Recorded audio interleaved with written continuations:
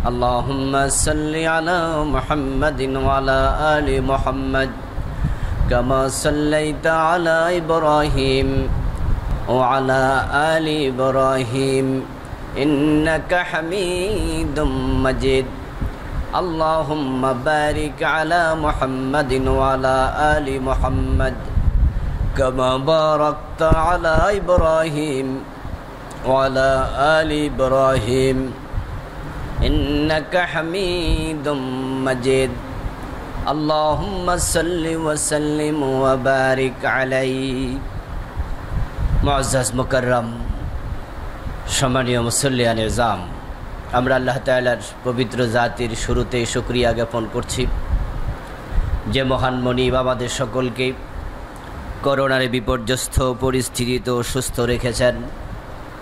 যথাসময়ে পবিত্র মসজিদে জুমার নামাজ পড়ার জন্য হাজির হওয়ার তৌফিক দিলেন।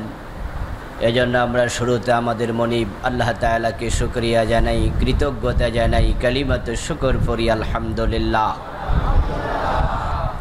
দরুদ ও সালাম বিশ্বনবী সাইয়্যিদুল মুরসালিন ইমামুনা কুদওয়াতুনা হাবিবুনা সানাদুনা তাবিবু কুলুবিনা মুহাম্মাদুর রাসূলুল্লাহ সাল্লাল্লাহু আলাইহি ওয়াসাল্লামের উপর, সাহাবায়ে কেরাম ও শুহাদায়ে জামের আলা ইল্লিয়িন আল্লাহ তাআলার কাছে কামনা করছি, আমিন। সম্মানীয় ভাইয়েরা, আমরা কথা বলছিলাম কবরের জগৎ নিয়ে। আমরা বলেছিলাম একজন মুমিনকে কবরে প্রশ্ন করা হবে মোট 5টি, আর কাফেরের প্রশ্ন হবে 4টি, একটি কম হবে। আমরা আলোচনা করছিলাম প্রথম প্রশ্নটি করবেন আল্লাহ নিজে, আর সেই প্রশ্নটি হবে সাইকোলজিক্যাল, সেটা হবে মনস্তাত্ত্বিক।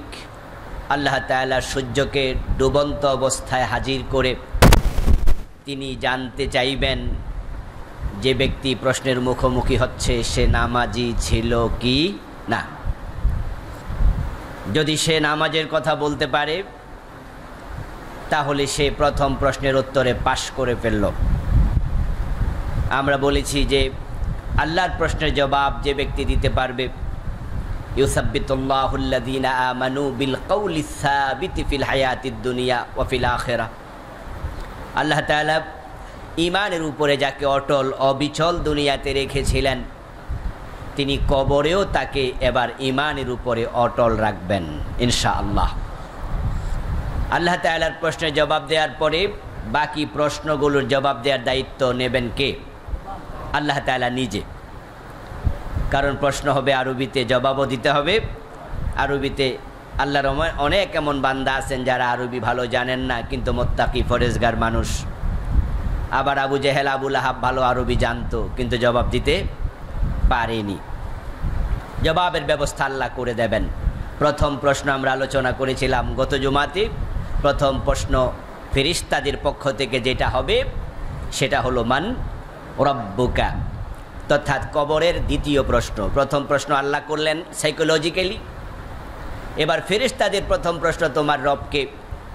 যে ব্যক্তি দুনিয়াতে আল্লাহ তাআলাকে রব মেনে জীবনযাপন করেছে সে উত্তর দিবে, সে বলবে রব্বি আল্লাহ, আল্লাহ আমার রব। আমরা গত জুমায় এ বিষয়ে কথা বলে ফেলেছি। আল্লাহকে যে রব মানে সে তার মালিক, তার লালন কর্তা, পালন কর্তা, রিজিক দাতা। আল্লাহ ছাড়া কাউকে আর মানতে পারবে না। যিনি রব হবেন তিনি মালিক হবেন। কুল আউযু বিরাব্বিন নাস মালিকিন নাস। রবের রুবুবিয়তের পরিচয় তার মালিকানা দিয়ে প্রকাশিত হয়। যিনি লালন পালন করেন তিনি মালিকও হবেন। এজন্য হাসরের ময়দানে আল্লাহ তাআলা প্রকাশিত হয়ে তিনি বলবেন আনাল মালিক আইনা মুলুকুল আরদ, আমি মালিক, জমিনের মালিকেরা কোথায়? আল্লাহ তাআলা প্রশ্ন করবেন লিমানিল মুলকুল ইয়াউম, আজকের মালিকানা কার, রাজত্ব কার? জবাব হবে লিল্লাহিল ওয়াহিদিল কাহ্হার। তাহলে রব যে ব্যক্তি আল্লাহকে মানে সে আর কখনো নিজে রব হতে পারে না, সে গোলামই থাকা লাগবে। আমরা আল্লাহর গোলাম থেকে মরতে চাই, ঠিক না? আমরা রব হতে চাই না। দুনিয়াতে রুবুবিয়তের দাবি করেছে অনেক মানুষ, ফেরাউন করেছিল, নমরুদ করেছিল। ওরা সরাসরি বলছে আর কি, দাবি করেছে এবং সেটা মুখে বলেছে। কিন্তু রুবুবিয়তের দাবি করে মুখে বলে না এমন মানুষও আছে যারা আল্লাহর আইন মানে না, বরং নিজেরা আইন বানায়। যারা গার্মেন্টসের মালিক, ব্যাংকের মালিক, ফ্যাক্টরির মালিক, আপনারা যারা প্রাইভেট বিভিন্ন প্রতিষ্ঠান করেছেন, প্রতিষ্ঠানের মালিক দাবি করছেন যে আমি প্রতিষ্ঠান করেছি। যারা চাকরি করে তারা আইন বানায়। কথা বলেন, কোন অধিকার তাদের আছে? তারা বরং যে মালিকের প্রতিষ্ঠানে চাকরি করছে তাদের আইন মানতে বাধ্য। ওই আইন, রুল রেগুলেশনগুলো মানবে, মেনে সে চাকরি করবে। আইন বানাবে যিনি মালিক, প্রতিষ্ঠানের মালিক, আর যারা এখানে আসবে চাকরি করতে তারা চাকর, তারা আইন মানবে। এখন এই জমিনে আপনারা আমরা যারা আছি, আমরা কি জমিনের মালিক নাকি আরেকজন মালিক আছে? আমাদের পরিচয় হলো আমরা হলাম ওই মালিকের চাকর, গোলাম। এই জন্যই কবরে ফেরেশতা জিজ্ঞাসা করবে তোমার কে তোমার রব, বলো তুমি কাকে রব মেনে চলেছ। সুতরাং আপনারা যারা কোনোভাবে ওদের সাথে সম্পৃক্ত হয়ে গেছেন, যারা নিজেরা মালিকানা দাবি করছে, রব দাবি করছে, আইন বানাচ্ছে, আল্লাহর আইনকে বৃদ্ধাঙ্গুলি দেখাচ্ছে, ওই লোকগুলো মুখে বলে না তারা যে রব, কিন্তু কামে বুঝায়। আর আপনি যদি তাদের সহযোগী হন, সাপোর্টার হন, তাহলে আপনিও তাদের দলভুক্ত হয়ে যাবেন। এজন্য সাবধান, কবরে যদি আমরা আল্লাহ তাআলার কাছে নিজদেরকে তার গোলাম হিসাবে হাজির করে জবাব দিতে চাই রাব্বি আল্লাহ বলে ফেরেশতাদের প্রশ্নের জবাবে, তাহলে আমাদেরকে আল্লাহকে রব মেনে জীবন যাপন করতে হবে, এবং সেটা হবে স্বতঃস্ফূর্তভাবে। আমার ভাইয়েরা, নিজেকে আল্লাহর গোলাম দাবি করার মাঝে কোনো হীনতা নাই, লজ্জা নাই, বরং আল্লাহর গোলাম হওয়ার মাঝেই আছে আপনারা আমার জন্য সৌভাগ্যের চাবিকাঠি। এখানে আছে গর্বের বিষয়। তাই তো পৃথিবীতে যত নবী রাসূল এসেছিলেন, সব নবী রাসূল নিজের পরিচয় দিয়েছিলেন আমি আল্লাহর বান্দা, আল্লাহর গোলাম। যে কালেমা পড়ে আমরা মুসলমান হই, সে কালেমার মাঝেও আমরা বলি ওয়া আশহাদু আন্না মুহাম্মাদান আবদুহু ওয়া রাসূলুহু। নবী মুহাম্মাদের পরিচয় রাসূলুহু শুরুতে নয়, বরং এটা হলো পরে। প্রথম পরিচয় আবদুহু, তিনি আল্লাহর গোলাম। আশহাদু আন্না মুহাম্মাদান, আমি সাক্ষ্য দিচ্ছি নিশ্চয়ই মুহাম্মদ আবদুহু, তিনি আল্লাহর গোলাম, ওয়া রাসূলুহু, এবং তিনি আল্লাহর রাসূল। বিশ্বনবীর জীবন ছিল 63 বছর, তার মাঝে তিনি রাসূল ছিলেন 23 বছর। 40 বছর বয়সে রিসালাত পেয়েছেন, তখন থেকে তিনি পরিচয় দিয়েছেন আমি আল্লাহর রাসূল। আর যখন জন্ম মৃত্যু পর্যন্ত 63 বছর ছিলেন আল্লাহর গোলাম। রিসালাত আগে নাকি গোলামি আগে? জন্ম থেকে আল্লাহর গোলাম। এই জন্য হযরত ঈসা আলাইহিস সালাম মায়ের কোলে যখন ছিলেন, তখন লোকজন ওনার মাকে চাপাচাপি করেছিল, তোমার তো বিয়ে হয়নি, বাচ্চা কোত্থেকে আসলো, তার পরিচয় কি? হযরত ঈসা আলাইহিস সালাম মায়ের কোলে তিনি কথা বলে নিজের পরিচয় দিয়েছিলেন, ইন্নী আব্দুল্লাহ আতানিয়াল কিতাবা ওয়া জাআলানি নাবিয়্যা, ইন্নী আব্দুল্লাহ, নিশ্চয়ই আমি আল্লাহর গোলাম। যদি নবী ঈসা আল্লাহর গোলাম পরিচয় দিয়ে নিজে ধন্য হন, নবী মুহাম্মদ বলেন আমিও আল্লাহর গোলাম, আমরা কি গোলাম হতে কোনো আপত্তি আছে? আর গোলাম যদি আপনি হন, তাহলে আপনি কেন আইন বানাবেন? তাহলে আপনি বিদ্রোহী গোলাম, ঠিক না? আপনার প্রতিষ্ঠানে কেউ চাকরি নিয়ে সে সুযোগ সুবিধা চান্স পাইয়া এক পর্যায়ে সে নিজে আইন বানানো শুরু করছে, তাহলে যিনি প্রতিষ্ঠানের মালিক তিনি কি এটা মেনে নেবেন?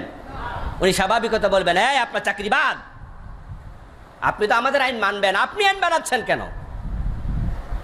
তা আমরা যারা দুনিয়াতে নিজের আইন বানানো শুরু করেছি, আল্লাহর আইনকে আমরা গ্রহণ করি না, শুধু তেলাওয়াতে আছে, জোর ধরে হাত কাটো। কোরআন কারিমে আয়াত আছে না নাই? এই যে রমজান গেছে, কোরআন খতম করছেন, তেলাওয়াত করেন নাই? ইমাম সাহেব যদি সেই আয়াত বাদ দিয়া পড়াইতো, তাহলে ইমামরে আপনারা ধরতেন, হুজুর বাদ দিয়েছেন কেন? তেলাওয়াতে সবাই পাগল, তেলাওয়াত করলে লাব্বাইক জি হুজুর যাহাবনা, কিন্তু চোর ধরে হাত কাটো, আইন কোথায়? চিন্তাও নাই। বরং যারা এই আইনটা বাদ দিয়া চোর ধরে জেলে দাও এই আইন বানাইছে, আমরা অনেকে তাদের সহযোগী হয়ে বসে আছি, তাদের জিন্দাবাদ দিচ্ছি, ভোট দিচ্ছি, তাদের নেতার দলের কর্মী হচ্ছি। তা আপনাকে যখন প্রশ্ন করা হবে কবরে, আসলে তোমার রবটা কে ছিল, জবাব দিতে পারবেন তো? ধরা খেয়ে যাবেন। এই জন্য আপনার ধ্যান ধারণা সমাজে বাস্তবায়িত হবে কিনা সেটা বড় বিষয় নয়। আপনি আল্লাহর আইনের পক্ষে আছেন, আল্লাহকে রব মানেন, কারো আইন আর মানবেন না, এটাই বলছেন, এটাই লালন করছেন, এটাই প্রচার করছেন, কিন্তু আপনারটা সমাজে মোটেও বাস্তবায়িত হয়নি, আপনার লস হয় নাই। বরং এই চিন্তার উপরে যদি আপনি মরতে পারেন, কবরে আপনি পাশ করবেন ইনশাআল্লাহ। আপনি বলতে পারবেন রব্বি আল্লাহ, আমার রব আল্লাহই ছিল, আমি উনাকেই মেনেছি। 2 নাম্বার প্রশ্ন, আমার দিনুক, ফেরেশতা বলবে তোমার দিন কি? টোটাল প্রশ্নের মাঝে 3 নাম্বার আপনাকে প্রশ্ন করা হবে তোমার দিন কি। দিন যদি ইসলাম হয় তাহলে আপনি বলে দেবেন দিন ইয়াল ইসলাম, আমার দিনের নাম হলো ইসলাম। দিন মানে কি? দিন মানে হলো জীবন ব্যবস্থা, লাইফ প্রেসক্রিপশন। দিনের অনেকগুলো অর্থ আছে, তার মাঝে এখানে এটাই হলো উদ্দেশ্য। দিন মানে হচ্ছে বিচার দিবস, মালিক ইয়াউমিদ্দিন, আল্লাহ তুমি বিচার দিবসের মালিক। এখানে দিন বলতে এটা বোঝানো হয় নাই। দিন মানে যাজা, প্রতিদান, কামা তাদিনু তুদান। দিনের অনেকগুলো অর্থের মাঝে কবরে যেটা উদ্দেশ্য হবে সেটা হবে আপনার জীবন ব্যবস্থা কি ছিল, ধর্ম নয়। গতানুগতিক ধর্ম বুঝলে আপনি ভুল করবেন ইসলামকে।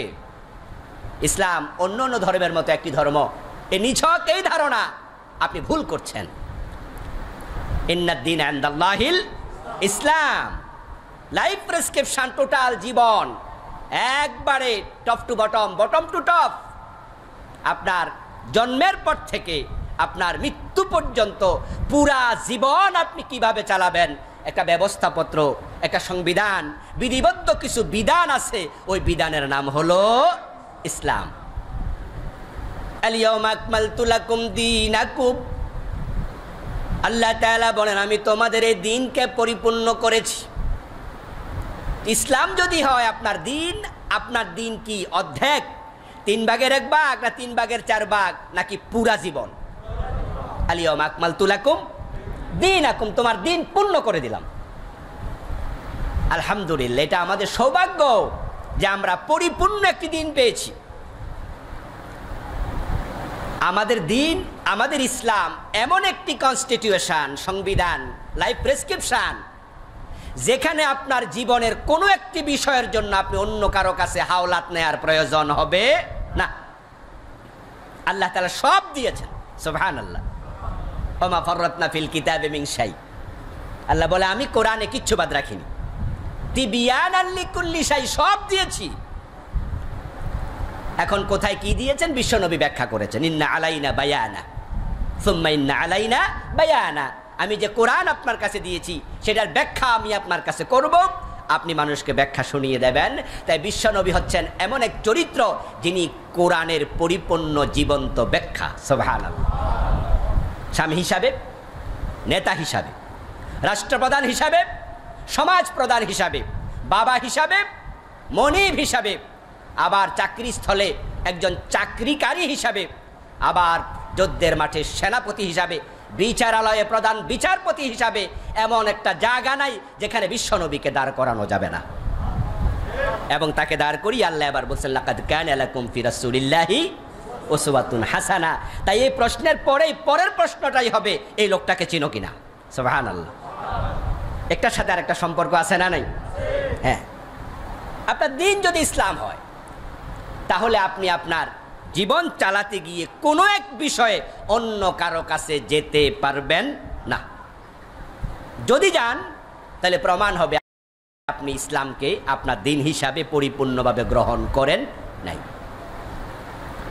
আমার ভাইয়েরা, সব সমস্যার সমাধান দিতে পারে আল কোরআন।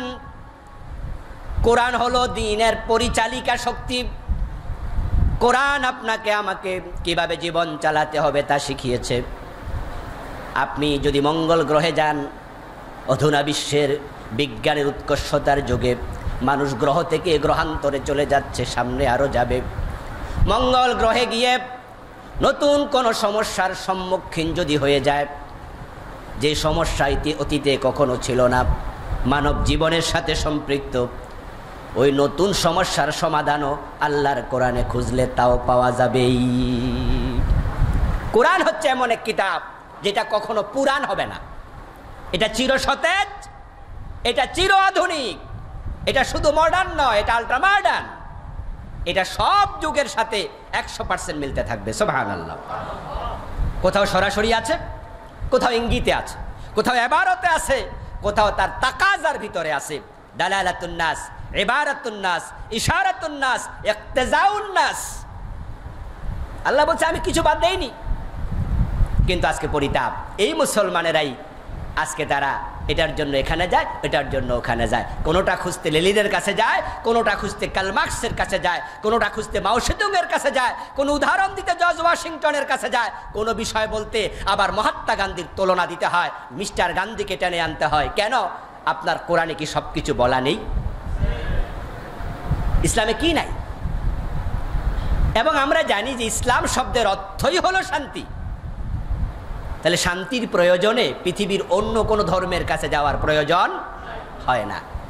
যারা ইসলামকে লাইফ প্রেসক্রিপশন হিসাবে পেয়ে খুশি, মন থেকে খুশি যে আমার প্রত্যেকটা বিষয় আমি ইসলাম দিয়ে সমাধান চাই। না তো, গাড়ি তো ভিতরে লাগছে।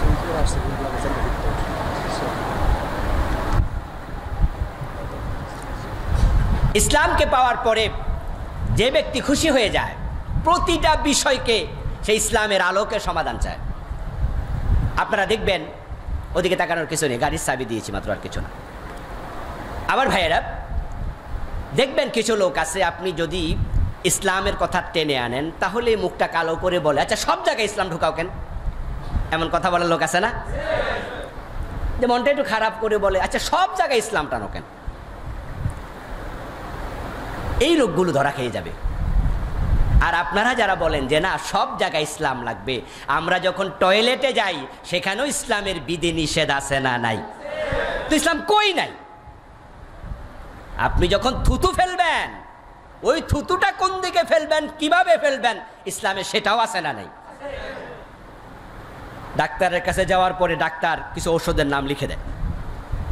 ঔষধের নাম লিখে দেওয়ার পরে কোনটা কয়বার খাওয়া লাগবে, কখন খাওয়া লাগবে, খালি পেটে না ভরা পেটে, ওইটা সহ তার প্রেসক্রিপশনে লেখা থাকে। আপনি যদি চিকিৎসা চান তাহলে আপনাকে প্রেসক্রিপশনে ঔষধ যা লেখা আছে, যেইভাবে লেখা আছে, যখন যেভাবে খেতে হবে সবটা ফলো করতে হবে। আপনি প্রশ্ন তুলতে পারবেন না, ডাক্তার সাহেব খালি পেটে খাবো না ভরা পেটে খাবো, এসব আপনি বাদ দেন। ডাক্তার বলবে তাহলে আপনার ওষুধ আপনি খান, যান, আমার কাছে আসছেন কেন? আমরা যখন ডাক্তারের কাছে যাই তখন আমরা সবটা অনুসরণ করি। নিজের জীবনের চিকিৎসার জন্য, অসুখ সারার জন্য যদি ডাক্তারের প্রেসক্রিপশন মানতে হয়, আল্লাহ তাআলা একটি প্রেসক্রিপশন দিয়েছেন, সেটা হলো 30 পারা। আমাদের জন্য এই কনস্টিটিউশন থাকতে বলুন তো আর কোন সংবিধান কি মুসলমানের প্রয়োজন আছে? আদৌ নাই। এই বিশ্বাস নিয়ে আপনাকে মরতে হবে। ওয়া আতমামতু লাকুম নি'মাতি ওয়া রাদিতু লাকুমুল ইসলামা দীনা। আল্লাহ বলে এটা আমার নেয়ামত যেটা আমি তোমাদের জন্য পরিপূর্ণ করেছি। সুবহানাল্লাহ। আদম থেকে হযরত ঈসা আলাইহিস সালাম পর্যন্ত কোন নবীর ধর্ম পরিপূর্ণ ছিল না। আল্লাহ তাআলা বলেন আমাদেরকে লক্ষ্য করে, ওয়া আতমামতু লাকুম নি'মাতি ওয়া আতমামতু লাকুম, ও উম্মতে মুহাম্মাদি আমার নেয়ামত আমি তোমাদের জন্য পরিপূর্ণ করে দিয়েছি। সুবহানাল্লাহ। ওয়া রাদিতু লাকুমুল ইসলামা দীনা, শব্দের দিকে তাকান, আল্লাহ তাআলা কত চমৎকার ভাবে বলছেন, এবং তোমাদের জন্য ইসলামকে পরিপূর্ণ করে, এই নিয়ামতকে আমি সম্পন্ন করে, আমি ইসলামকে তোমাদের লাইফ প্রেসক্রিপশন হিসাবে দিয়ে আমি আল্লাহ খুশি হয়ে গেছি। কে খুশি হয়েছেন? ও রাদিতু, আমি আল্লাহ খুশি। এবার প্রশ্ন হলো আপনি পাইয়া খুশি তো? না, আপনার অনেকেই বেজার।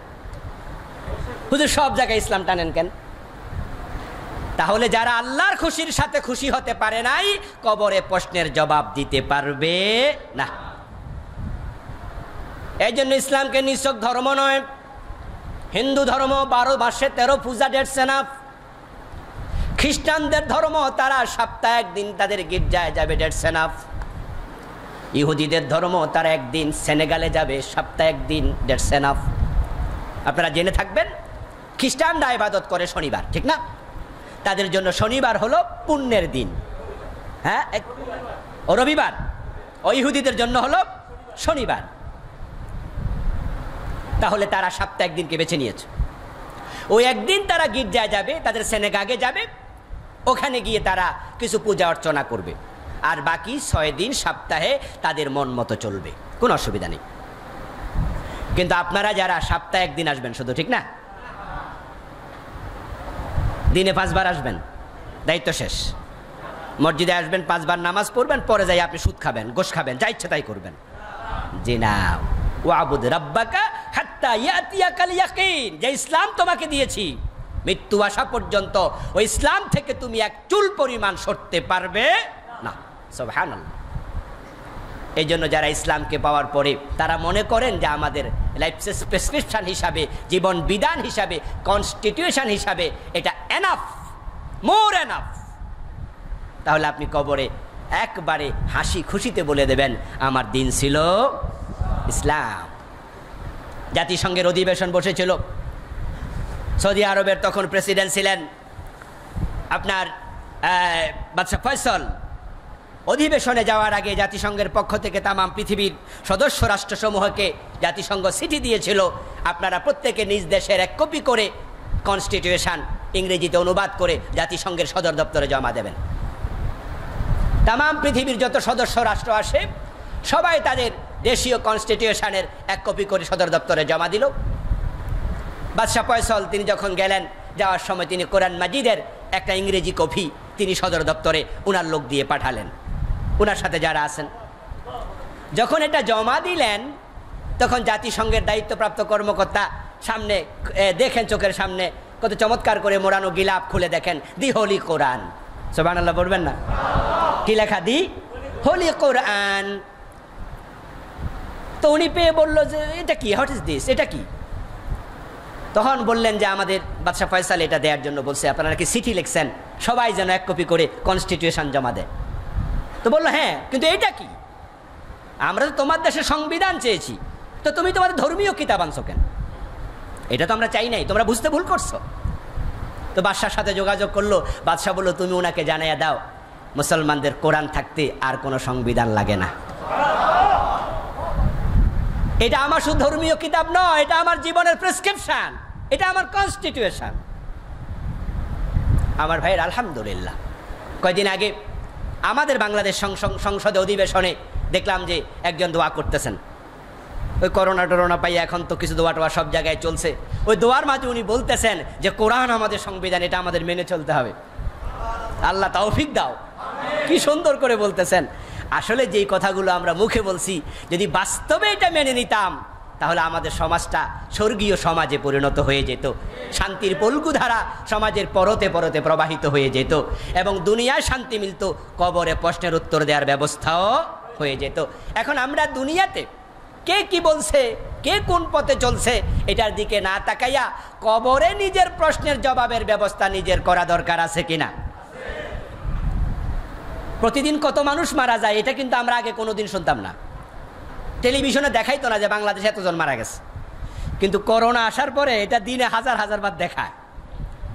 টোটাল মৃত্যুর সংখ্যা জানি না, কিন্তু করোনায় কয়জন মারা গেছে, 30 জন 40 জন এরকম বলতেছে। ওই 40 জনের ভিতরে কি আগামী সপ্তাহে আপনার নামটা ঢুকতে পারে না? আমারটা পারে না? এখন কবরে যাওয়ার পর আপনার প্রশ্নের জবাব কি আপনার নেতা দেবে? অন্য কেউ ব্যবস্থা করবে? আপনাকেই দিতে হবে। এবং আমি বলেছি গত জুমার আলোচনায়, ওসমান ইবনে আফফান রাদিয়াল্লাহু তাআলা আনহু কাঁদতেন, কবরের পাশে দাঁড়িয়ে তিনি বলতেন এখানে যে ছাড়া পায় সে সামনে কোথাও ধরা পাবে না, সব জায়গায় ছাড়া পাবে, কোথাও ধরা খাবে না। আর কবরে যে ধরা খায় সামনে কোথাও ছাড়া পাবে না। আমি ওসমান জানি না কবর আমার সাথে কি আচরণ করে।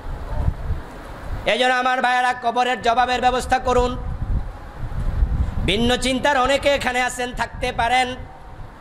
আমি আপনার হাত ধরে বলছি, আপনার পা ধরে বলছি, আমার ভাই, প্রিয় ভাই, যদি আপনি কবরে জবাব দিতে চান তাহলে ইসলামকে আপনার জীবন ব্যবস্থা হিসাবে গ্রহণ করতেই হবে। আপনি জবাব দেবেন দিনী আল ইসলাম, ইসলাম আমার দিন। এবার ফেরেশতা 3 নাম্বার প্রশ্ন করবে, কবরের প্রশ্নের 4 নং প্রশ্ন, ওমান হাদার রাজুল আল্লাযী বুইসা ফীকুম ওমান নাবিয়ুক। বিভিন্ন শব্দে হাদিসে এসেছে, ওই ব্যক্তিকে চিনো নাকি যাকে তোমার কাছে পাঠানো হয়েছে? তোমার নবী কে ছিল? ওমা হাদার রাজুল, এই লোকটা কে? আর রাজুল শব্দটি মারেফা, বাংলায় বলে নির্ধারিত, নির্দিষ্ট। তাহলে বোঝা যায় এমন একজন ব্যক্তিকে আপনার কবরে উপস্থাপন করা হবে, আপনাকে দেখানো হবে যেই লোকটা অনির্ধারিত কোনো ব্যক্তি নয়, উনি একজন নির্ধারিত ব্যক্তি যাকে তোমার কাছে পাঠানো হয়েছিল নবী বানিয়ে। তুমি তাকে চিনো নাকি? যারা বিশ্ব নবীকে কবরে দেখে চিনবে তারা সাথে সাথে বলে দেবে, হাদা নবিয়ুনা মুহাম্মাদুর রাসূলুল্লাহ, হাদা মুহাম্মাদুর রাসূলুল্লাহ, উনি আমাদের রাসূল, তিনি আমাদের নবী। আপনাদের কাছে এবার আমি একটু জানতে চাই, মেহেরবানি করে বলুন তো, রাসূলকে আমরা কি দেখছি এভাবে? কেউ হয়তো স্বপ্নযোগে দেখেছেন, আর স্বপ্নযোগে দেখা এটা এক এক সুরত এক একজন দেখে। যে ব্যক্তির ঈমান যত স্ট্রং তার দেখার সুরত তত উত্তম।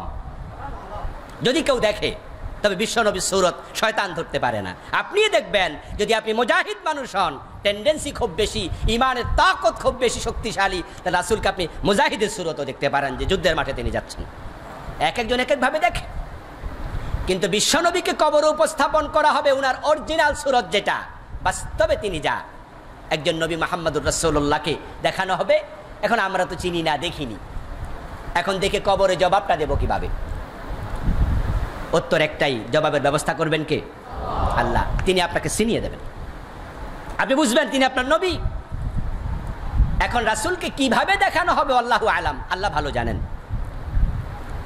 আজকে বিজ্ঞানের উৎকর্ষতার কারণে আমরা জানি, আমরা দেখি আমেরিকার হোয়াইট হাউসে যখন ডোনাল্ড ট্রাম্প বক্তব্য দেয় তখন আমরা ঘরে বসে তাকে আমাদের টেলিভিশন চ্যানেলে দেখতে পাই। টেলিভিশনের কর্নারে লেখা ওঠে LIV, লাইভ। এর মানে আপনি যা দেখছেন এটা কপি করা নয়, এটা ভিডিও নয়, এটা ডাইরেক্ট, এটা সরাসরি। হোয়াইট হাউসে আপনি সরাসরি দেখছেন। কোথায় আমেরিকা, কোথায় বাংলাদেশ? ডোনাল্ড ট্রাম্পকে যদি আপনি বাড়িতে বসে এবার সরাসরি দেখতে পান, আমার আল্লাহ কি আরো 1000 গুণ উত্তম পন্থায় মদিনার নবী মুহাম্মদুর রাসূলুল্লাহ সাল্লাল্লাহু আলাইহি সাল্লামকে আমাদের কবরে দেখানোর ব্যবস্থা করার ক্ষমতা আল্লাহর আছে কিনা? তিনি কিভাবে দেখাবেন তিনি ভালো জানেন। এমনও তো হতে পারে যে কবরে আপনি আছেন, যেখানে আপনাকে বসিয়ে প্রশ্ন করা হচ্ছে, ওই কবরের মাটি আর মদিনার মাঝখানে যে মাটি আছে আল্লাহ সরাইয়া দেবেন। যে নবী মুহাম্মদ উনি মদিনা আছেন, আপনিও বাংলাদেশে আছেন, মাঝখানে দূরত্বটা নাই। আল্লাহ বলবো উনি কে? সুবহানাল্লাহ। ফেরেশতা বলবো উনি কে, চিনো নাকি? এখন আপনি রাসূলকে দেখবেন, চিনতে হবে। চেনার জন্য আপনাকে রাসূলকে অনুসরণ করতে হবে। সেই তো চিনবে যে রাসূলকে মানবে। এই জন্য বিশ্বনবী মুহাম্মদুর রাসূলুল্লাহ সাল্লাল্লাহু আলাইহি ওয়াসাল্লামকে পাওয়ার পরে আমরা দুনিয়াতে উনাকে ছাড়া আর কাউকে একচ্ছত্র আনুগত্যের অধিকারী, একচ্ছত্র অনুসরণের মালিক আর কাউকে আমরা মনে করতে পারি না। নবী মুহাম্মদুর রাসূলুল্লাহ সাল্লাল্লাহু আলাইহি ওয়াসাল্লাম হলেন একমাত্র মডেল, একমাত্র আইডল। কিন্তু পরিতাপ, ওনার মতো আইডল পাওয়ার পরেও, মডেল পাওয়ার পরেও আমরা কিন্তু অমকের সৈনিক তমকের সৈনিক হওয়াতে ব্যস্ত। আমি অমকের আদর্শে উজ্জীবিত, আমরা অমকের আদর্শের সৈনিক, এমন কথা বলার মতো মুসলমানের সন্তান আছে কিনা? কেন আপনি এটা হবেন? আপনি যাকে মডেল মানলেন, নেতা মানলেন, যার আদর্শ বাস্তবায়নের কাজ করছেন, যদি প্রশ্ন করা হয় আপনার নেতা কি মদ পান করতো না কিছু জানেন আপনি? নিশ্চিত করে বলুন। আপনি বলবেন হুজুর আমি নিশ্চিত করে কেমনে বলি, ওনার সাথে তো আর আমি রাত কাটাই নাই। আপনার নেতা মিথ্যা বলতো কি বলতো না আমি তো জানি না। আপনার নেতা কি অন্যায় করতো কি করতো না আমি তো জানি না। কিন্তু নবী মুহাম্মদুর রাসূলুল্লাহ সাল্লাল্লাহু আলাইহি ওয়াসাল্লামকে দাঁড় করিয়ে এই জাতীয় প্রশ্ন যদি 100 না 200 না হাজার হাজার করা হয়, একটাও নেগেটিভ অ্যান্সার হবে না। তাহলে এমন একজন ব্যক্তিকে আপনি আপনার লিডার হিসাবে পেয়ে, উসওয়া কদওয়া হিসাবে পেয়ে আপনি অন্য কাউকে লিডার মানেন কেন? আর যারা মানছেন তারা নবী মুহাম্মদকে কবরে চিনতে পারবেন না। আল্লাহর হাবিব আপনার উসওয়ায়ে হাসানা, সর্বোত্তম মডেল।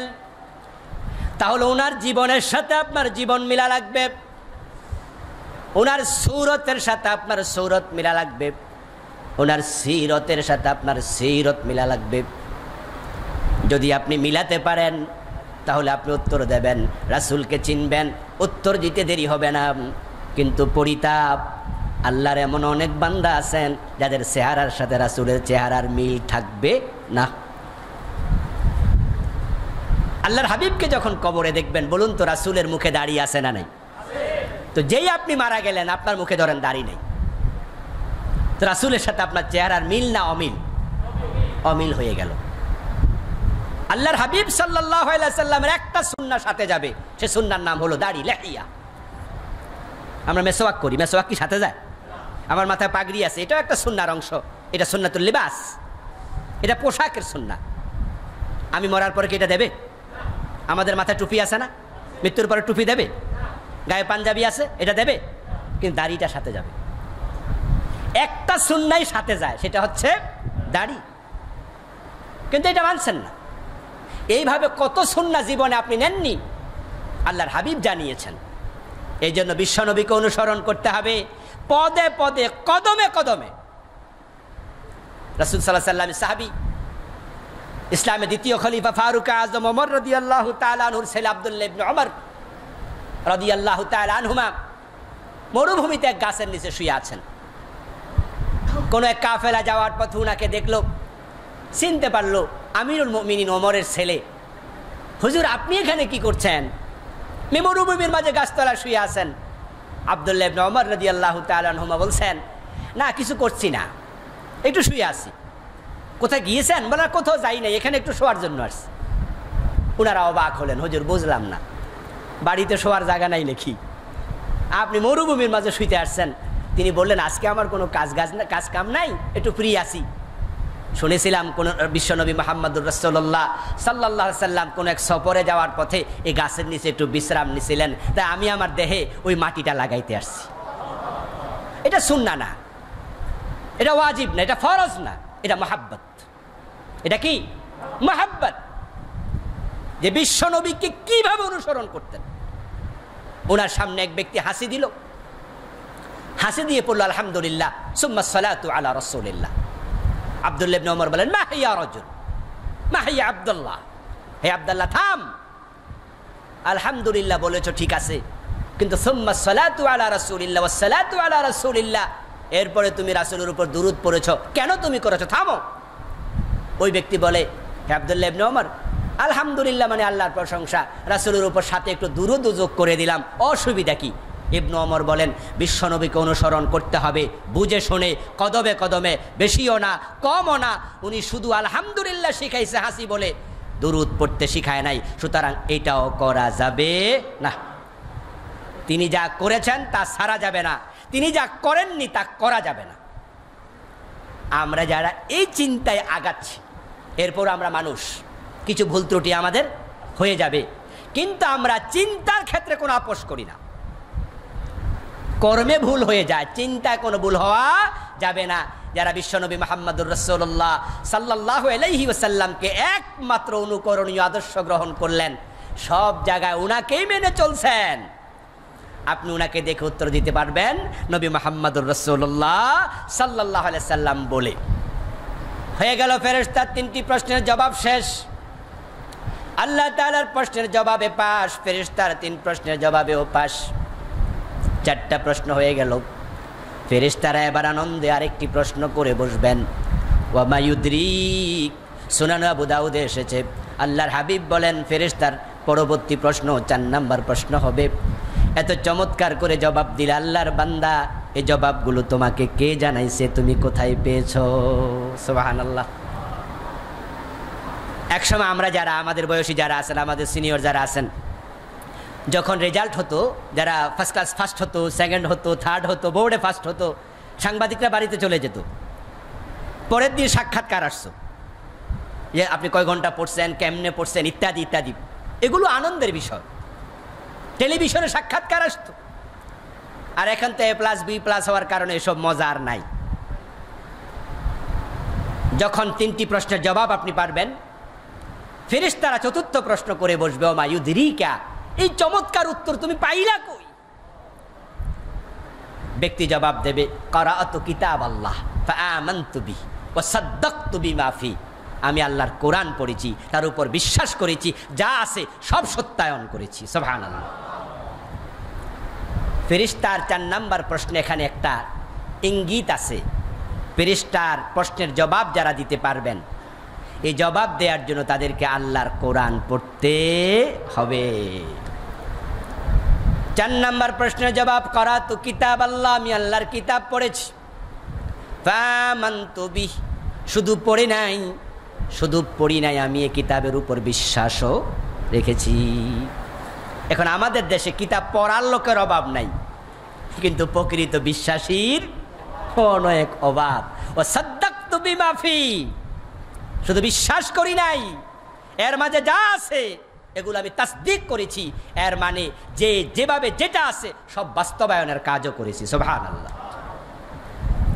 এখন যারা উত্তর দিতে চান ফেরেশতাদের জবাবে, তাদেরকে কোরআন পড়তে হবে, কোরআনের সকল বিধান বিশ্বাস করতে হবে, সমাজে এগুলো দেশে, রাষ্ট্রে, পরিবারে, ব্যক্তি জীবনে প্রয়োগ করার চেষ্টাও করতে হবে।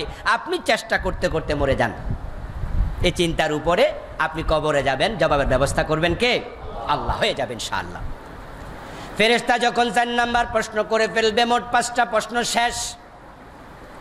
নাদা মুনাদিম মিনাস সামা ফায়াকুলু, আল্লাহ তাআলা আকাশ থেকে ডাকবেন, ডেকে বলবেন, আন সাদাক আবদি, ও ফেরেশতারা আমার বান্দাকে আর প্রশ্ন করো না, তার সাথে আর কথা বলে তাকে কষ্ট দিও না। আন সাদাক আবদি, বরং আমার বান্দা যা বলেছে সব কথাগুলো সে সত্যই বলেছে। সুবহানাল্লাহ।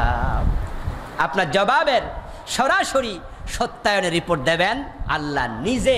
আন সাদাকা আবদি, আবদি মানে আমার বান্দা। আল্লাহ যাকে বলে আমার বান্দা, তার মতো সৌভাগ্যবান আর কেউ নাই। কারণ আল্লাহর বান্দা হবে যে আল্লাহর জান্নাত পাবে সে। ফাদখুলি ফি ইবাদি ওয়াদখুলি জান্নাতি। আল্লাহ যদি কাউকে বলে আমার বান্দা, এর মানে হলো আপনার জান্নাত নিশ্চিত। এবং এই শব্দটা অনেক দামি শব্দ। আল্লাহ নিজে বলবে আমার বান্দা, এটা বিশ্বনবীকে বলেছে। সুবহানাল্লাযী আসরা বিআবদিহি লাইলাম মিনাল মাসজিদিল হারাম। সেখানে আল্লাহ নবী মুহাম্মদ শব্দ বলে নাই, নবী বলে নাই, রাসূল বলে নাই, বলছে আবদিহি, আল্লাহর বান্দা।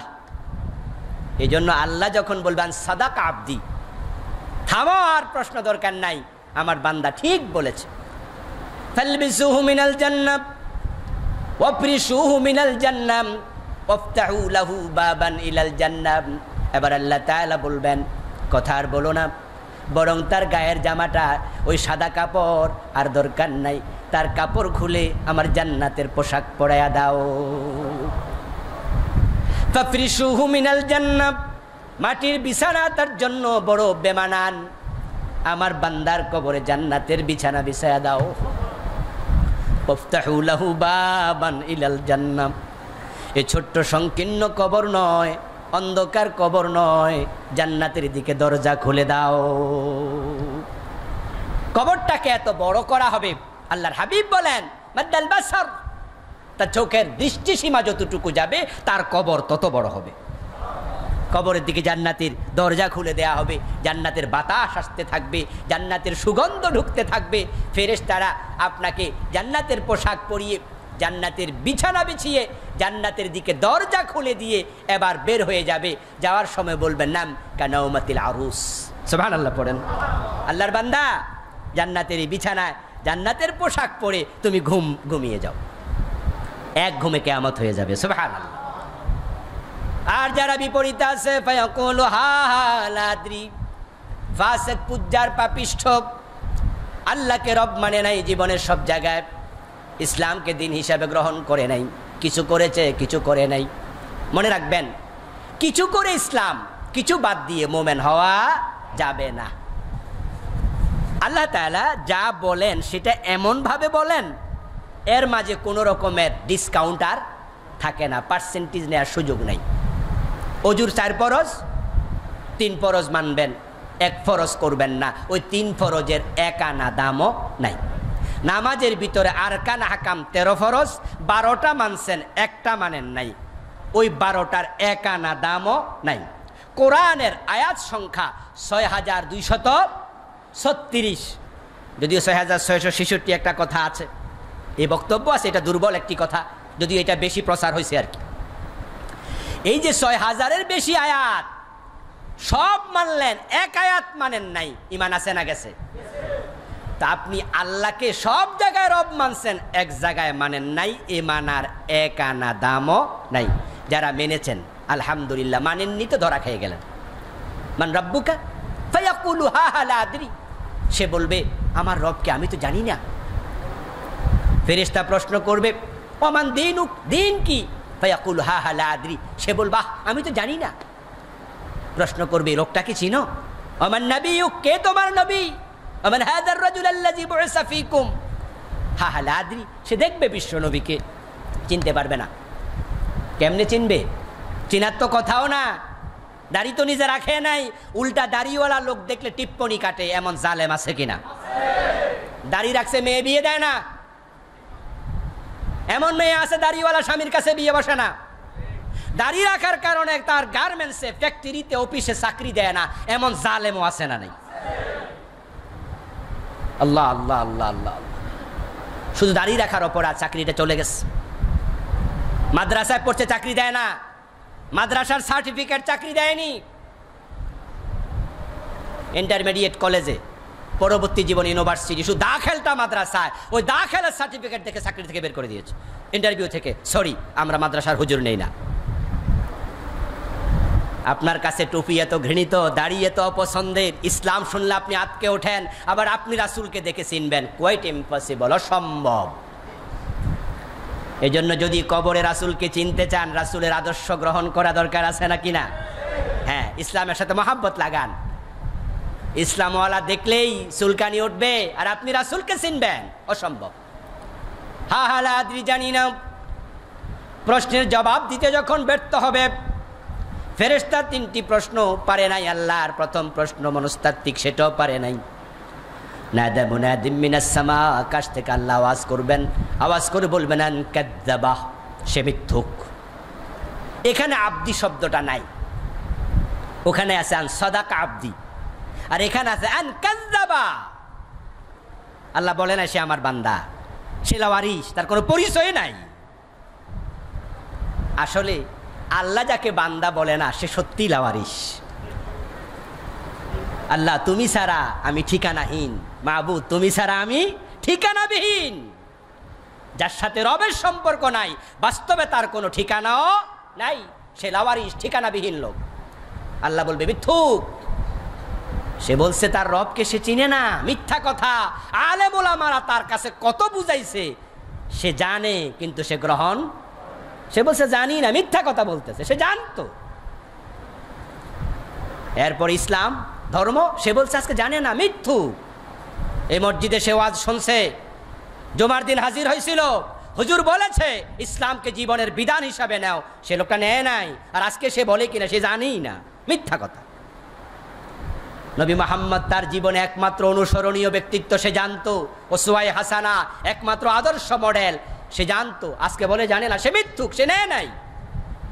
ফাফরিশুহু মিনান নার ওয়ালবিসুহু মিনান নার ওয়াফতাহু লাহু বাবান ইলান নার। ও ফেরেশতারা, তার জামাটা খুলে ফেলো, গায়ে সাদা কাপড় খুলে জাহান্নামের পোশাক পরিয়ে দাও, নাউযুবিল্লাহ। পুরা বডি জাহান্নামের আগুন দিয়ে পোশাক বানিয়ে পরিয়ে দেয়া হবে। কবরে জাহান্নামের বিছানা বিছিয়ে দাও, কবরের সাথে জাহান্নামের দরজা খুলে দাও, জাহান্নাম থেকে ধাউ ধাউ করে কবরে আগুন ঢুকে যাবে। তাই তো বিশ্বনবী বলছেন, এই কবর কারো জন্য জান্নাতের টুকরা, কারো জন্য জাহান্নামের গর্ত। একটা হাদিস আরেক হাদিসের ব্যাখ্যা করে, জাহান্নামের দিকে দরজা খুলে দেয়া হবে, পুরাটা কবর জাহান্নামের আগুন ভরে দাউ দাউ করতে থাকবে। ফেরেশতারা বেরিয়ে যাবে, সুম্মা ইউদাইয়াকু আলাইহি আমা ওয়া আবসার, আমাম একজন অন্ধ ফেরেশতা, তারপর আমা ওয়া আসাম একজন অন্ধ ফেরেশতা কবরের ভিতরে ঢুকবে, চোখে দেখে না, ও আসাম এবং সে কানে শোনে না, সে বধির এবং সে অন্ধ। ওই ফেরেশতাকে আল্লাহ বলবেন সে কবরে ঢোকো, মাহু মিজরাবাতুম মিন হাদিদ, তার হাতে থাকবে লোহার তৈরি বিশাল একটা ডান্ডা, হাতুড়ি। ফেরেশতাকে আল্লাহ তাআলা বলবেন যাও ওই জাহান্নামের আগুনে জ্বলতে থাকা লোকটাকে হাতুড়ি দিয়ে পিটাইতে শুরু করে দাও। নাউযুবিল্লাহ।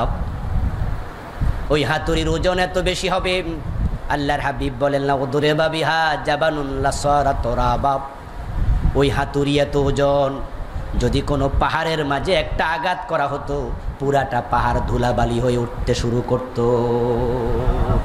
একটা পাহাড় ধুলাবালি হয়ে যেত একটা আঘাত। ওই হাতুড়ি দিয়ে ফেরেশতা পিটাতে থাকবে। নাউযুবিল্লাহি মিন যালিক। এজন্য বিশ্বনবী বলেছেন কবরের মতো মারাত্মক জায়গা দেখি নাই। এরপরে তার কবরের মাঝে 99টা তিন্নিন সাপ আল্লাহ ঢুকিয়ে দেবেন। 99 তিন্নিনা লা ইউসাল্লাতু আলাল কাফির, ওই যে ব্যক্তি অস্বীকারী, দিন গ্রহণ করে নাই, রাসূলকে নেতা মানে নাই, আল্লাহকে রব মানে নাই, তার কবরে 99টা সাপ ঢুকিয়ে দেয়া হবে।